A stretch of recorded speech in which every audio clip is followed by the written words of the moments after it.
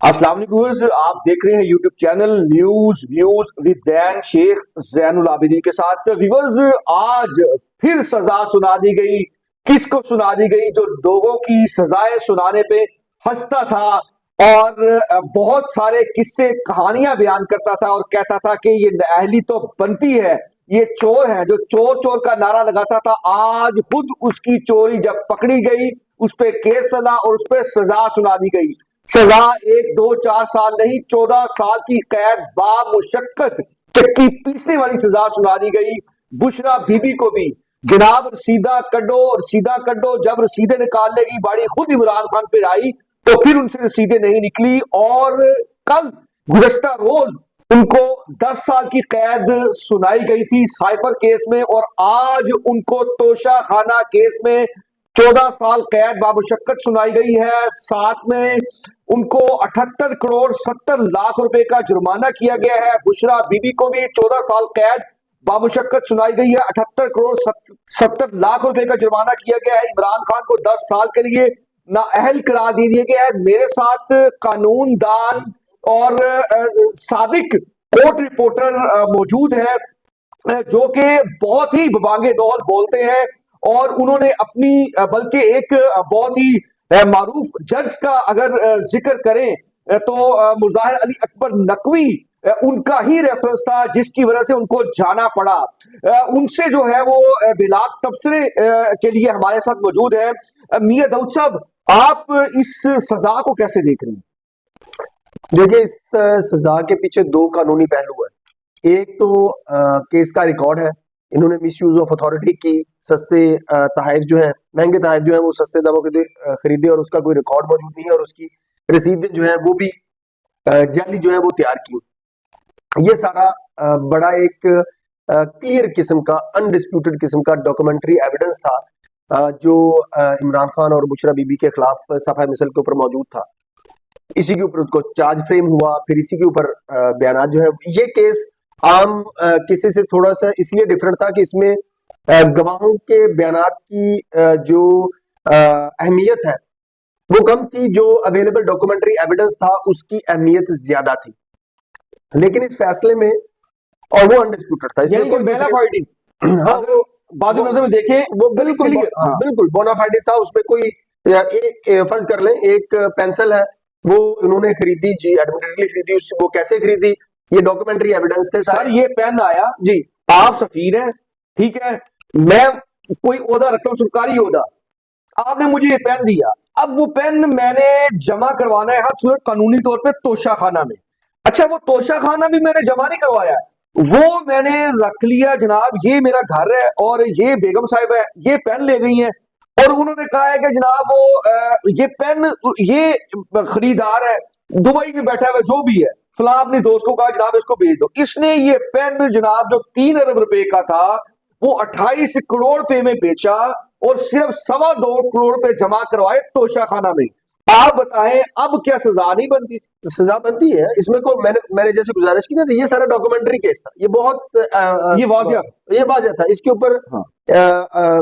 बिल्कुल सजा हाँ। बनती थी। लेकिन इसमें एक कानूनी खामी है। कानूनी खामी ये है कि इस फैसले में जब भी आप किसी केस का ट्रायल मुकम्मल करते हैं तो उसके बाद उसकी लास्ट स्टेज जो होती है वो होती है ज़ाब्ता फौजदारी की दफा के तहत 342 का बयान रिकॉर्ड करवाना।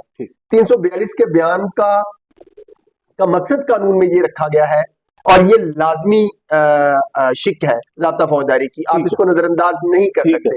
ये इस वजह से रखा गया है कि आपने मुल्ज़िम के खिलाफ जो भी शहादत आई है, हाँ, जो भी शहादत आई है उसकी वजाहत करने का आपने उसको मौका देना है मुल्ज़िम को। ठीक है। अब इस केस में खामी क्या हुई कि जज एहतसाब अदालत रावलपिंडी के जो जज है उन्होंने मुल्ज़िम को सवालनामा दे दिया। जज बशीर सजा खाने में वो बड़े मशहूर है जी, वो उन्होंने उनको सवालनामा दे दिया इमरान खान को, और उनको कहा कि क्या आपने अपने 342 का बयान जो है वो तैयार कर लिया है? इमरान खान ने कहा कि जी मैंने अपना जवाब तैयार कर लिया है, मेरे वकला आ रहे हैं, उनसे मुशावरत करके मैं अपना जमा करवा दूंगा। लेकिन जो जज बशीर है उसके बाद इमरान खान चले जाते हैं, जो मीडिया पे रिपोर्ट हो रहा है, और उनकी अदम मौजूदगी में जो है वो उनको सजा सुना दी जाती है। अब इसके ऊपर 1960 से केस लॉज जो है वो बिल्कुल सेटल्ड है।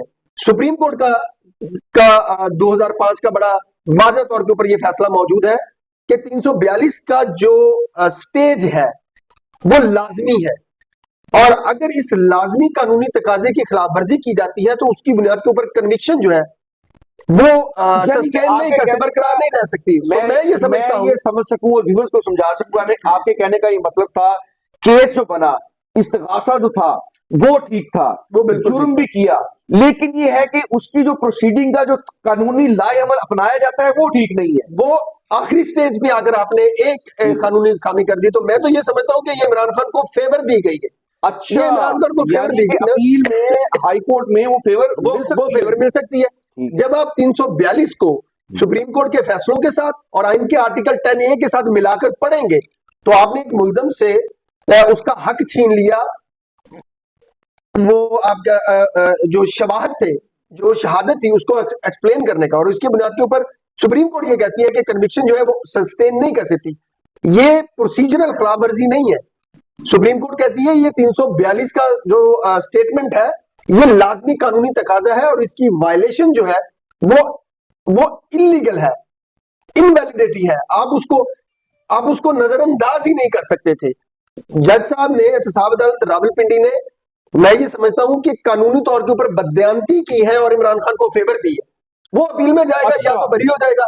मैं ये अच्छा। कहता है इसमें आप जो इतनी एविडेंस, स्ट्रॉन्ग एविडेंस है, आप तो इनडायरेक्टली इमरान खान को और मुशर्रफ बीबी को फेवर देंगे। आप वेट कर लेते उसके वकला का, आप और तहरीरी तौर के ऊपर ऑर्डर कर और देते। ये उन्होंने कहा भी है, आप तहरीरी तौर के ऊपर रिकॉर्ड का हिस्सा बनाते ना कि मैंने इमरान खान को सवालनामा दिया और उससे पूछा कि जो कि यहाँ पे ट्रायल में डिस्ट्रिक्ट कोर्ट ने भी ये कहा है, और आप उसको, आप रिकॉर्ड का हिस्सा, आप कोर्ट की ऑर्डरशिप का हिस्सा बनाते तो आप कहते हैं कि मैंने उसको कहा और उसने टाइम मांगा, और आप उसको, और मैं इस केस को आधे घंटे के लिए मुअत्तल अर्जेंट कर रहा हूँ। आधे घंटे के बाद आप रिकॉर्ड के ऊपर अभी चीज कोई आई नहीं है और आपने उसको जल्दी से करता इस तरीके से। व्यूअर्स, ये बहुत ही खूबसूरत एक शख्सियत की में बात शामिल होने की अहमियत का हामिल है। मियां दाऊद साहब कानूनदान है, और उन्होंने जो है वो कोई जानबदार होके जो कानूनी शिक है उसको बयान नहीं किया, बल्कि जो है वो गैर जानबदार होके किया है, और जो तकाजा भी यही है।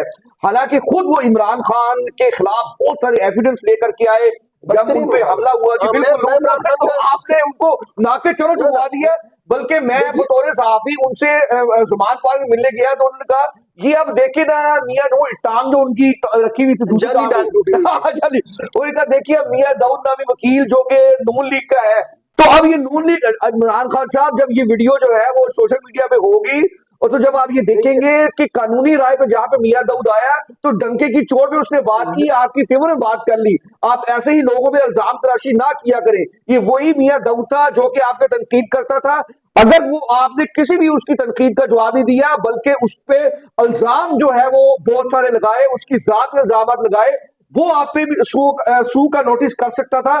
बल्कि जो ये 78 करोड़ रुपया जो है वो मियां दाऊद साहब को आपको देना चाहिए। जी व्यूअर्स, इसमें एक अहम नुक्ता बयान करना जरूरी है कि उमर नामी जो उमर फारूक नामी जो शख्स था दुबई में और इसके अलावा लंदन में जो मुकीम है और उसके कारोबार है, तो सबसे बड़ी चीज ये है कि उस वक्त जियो न्यूज पे शाहजेब खानजादा ने इस स्कैंडल को सामने लेके आए, और उस वक्त जो फवाद चौधरी थे उन्होंने, वजीर इत्तलात और नशरियात, उन्होंने कहा कि ये ज़हूर नामी शख्स जो है वो झूठा है, उसको घड़ी नहीं बेची गई, और फरा गोगी ने जो है वो उसको घड़ी नहीं बेची, और इस्लामाबाद के एक आर्ट्स एंड टाइम के मालिक शफीक से जो है वो जाली रसीद उसके दुकान की ले आया। जब उससे पता किया गया, उसने कहा पाजी मेरी दुकान दे होते है ही नहीं, कड़ी पता नहीं इन्होंने कितने बेची है, लिहाजा कड़ी मेनू नहीं बेची गई। ठीक है ना। फिर उमर फारूक ने बताया था कि तोहफे में अनमोल घड़ी $2 मिलियन में फरोख्त हुई। अनमोल घड़ी की मालियत तकरीबन 28 करोड़ रुपए थी। उमर फारूक ज़हूर इस्लामाबाद में नैब टीम के सामने आए और बाकायदा तौर पर उन्होंने वहां पे रसीदें भी दी, जो कि सऊदी वली अहद मोहम्मद बिन सलमान ने जो घड़ी तोहफे में जो दी थी, खसूसी गिफ्ट सेट जिसमें एक घड़ी भी शामिल थी। यानी कि सिर्फ घड़ी नहीं थी, आपको मैं बता दूं कि 3.5 साल दौरे हुकूमत में 200 के करीब तोहफे मिले हैं, और 200 के करीब जो है वो तोहफे लिए गए हैं, और बुशरा बीबी ने उसमें कोई पर्स भी नहीं छोड़ा, कोई घड़ी भी नहीं छोड़ी, कोई चेन नहीं छोड़ी, इमरान खान ने हत्ता के कोई बटन भी नहीं छोड़े, ठीक है, इसमें कोई पेन भी नहीं छोड़े। तो उन्होंने जो है वो जिसे कहने के बहती गंगा से जो है वो हाथ धोने वाली एक चीज थी। और जबकि उस वक्त के साबिक मशीर इत्तेसाब ब्यूरो शहजाद अकबर साहब, ठीक है ना, उन्होंने बुशरा बीबी के करीबी दोस्त फराह खान से दुबई में 2 बिलियन रकम के एवज जो है वो उसे खरीदा गया। और तरीके इंसाफ के रहनुमाओं की जानब से ये दावे किए गए कि उमर फारूक जहूर को घड़ी नहीं बेची, बल्कि पाकिस्तानी मार्केट के एक डीलर को 5 करोड़ 70 लाख में घड़ी फरोख्त हुई है। तो अब ये बताएं कि क्या ये झूठ जो है वो अदालत में साबित नहीं कर सके? क्या इस पे सजा नहीं बनती थी?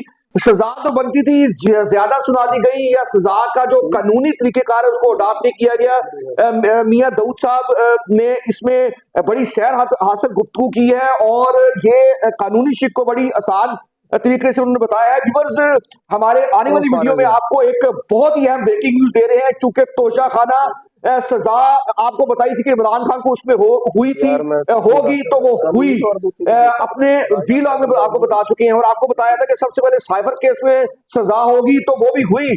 तो अब जो है वो जोन से केस में सजा होने वाली है, वो आपको आने वाले आइंदा वीलॉग में बताएंगे। हमारा चैनल सब्सक्राइब करना, लाइक करना, कमेंट्स करना, शेयर करना हरगिज ना भूलिएगा। अल्लाह हाफिज।